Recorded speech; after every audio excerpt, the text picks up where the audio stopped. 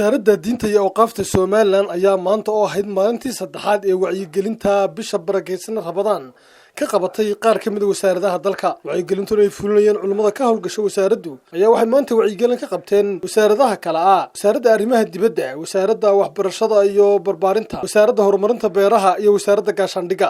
agaasimaha waaxda horumarinta tacliinta iyo dacwadda ee wasaaradda diinta iyo awqaafta Soomaaliland mudane Cabdixakiin Maxamed Muuse ayaa ka warbixiyay wacyigelintan maanta ay wasaaraddu qabatay waxaana hadaladiisii ka mid ahaa: bismillahir rahmaanir rahiim, alxamdulillahi rabbil caalamiin, wa bihi nasta'iinu calaa umuuri dunya wa diin, wa sallallahu calaa xabiibina Muhammad salawaatu rabbi wa salaamuhu calayh. ugu horeyn Ramadaan Kariim, Ramadaan mubaarak. bulshooyinka Jamhuuriyadda Soomaaliland waxaan leenahay Ramadaan Kariim. wasaaradda diinta iyo awqaafta Jamhuuriyadda Soomaaliland bil walba Ramadaan waxa ay ku gaala bixisaa wacyigelinta kala duwan wasaaradda kala duwan ayay ku bixisaa wacyigelintaas oo ay culimada wasaaradda diinta iyo awqaafta u tagaan wasaaradaha kala duwan. maalin walba 4 wasaaradood ayaa la tagaa. saaka waxa wasaaradda diinta iyo awqaaftu ay tagtay wasaaradda horumarinta beeraha, wasaaradda arrimaha dibadda, wasaaradda waxbarashada iyo barbaarinta, wasaaradda gaashaandhigga.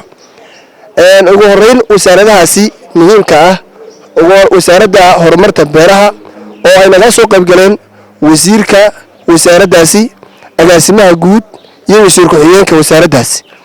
waxaan aad iyo aad u amaanayaa sida qiimaha leh ee ay u soo qayb galeen.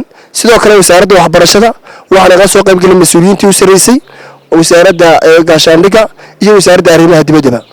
culimada wasaaradda diinta iyo awqaaftu bisha Ramadaan waxay kala hadlaan axkaamta ay leedahay bisha Ramadaan, sida axkaamta soomka, sabirka, sadaqada, dhikriga inuu qofku ku dadaalo. sidoo kale wasaaradda diinta iyo awqaaftu marka ay axkaamtaasi iyo wacdiga u sheegto waxa ay weydiiyaan shaqaale weynaha wasaaraddaasi masaa'il diiniya oo ay doonayaan in ay ka jahli baxaan ama ay wax ka ogaadaan. masaa'ishaasi waxa uga jawaabta culimada wasaaradda diinta iyo awqaafta ee hadba wasaaradda ay joogaan ku sugan. ugu dambeyn wasaaradda diinta iyo awqaaftu waxa ay wasaaraddu walba guddoonsiisaa shaqaale weynaheega kutub qur'aan ah si ay u akhristaan bisha barakeysan ee Ramadaan. shaqaalaha wasaaradahaasi si ay u akhristaan, ugu camal falaan, isla markaana u sii gaarsiiyaan khayrka loo sheegay bulshada kale. wasaaradaha kale aanu tagi doono maalin walba loo qorshaysan waxaanu leenahay sidaa maanta iyo maalmihii horeba ay u diyaar garoobeen wasaaraddu inuu si diyaar garoobaan.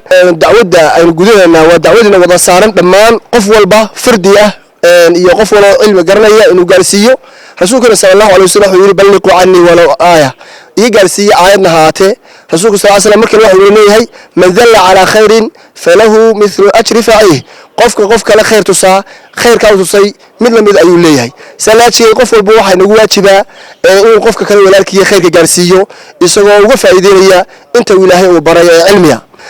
taasina waxay tusinaysaa inuu gudaheenu waajib rabbaani ah oo Ilaahayna saaray qof walba ku tahay fardu cayn inuu ka bilaabo naftiisa iyo ehelkiisa iyo qaraabadiisa iyo cid walba gaari karo khayrka gaarsiiyo.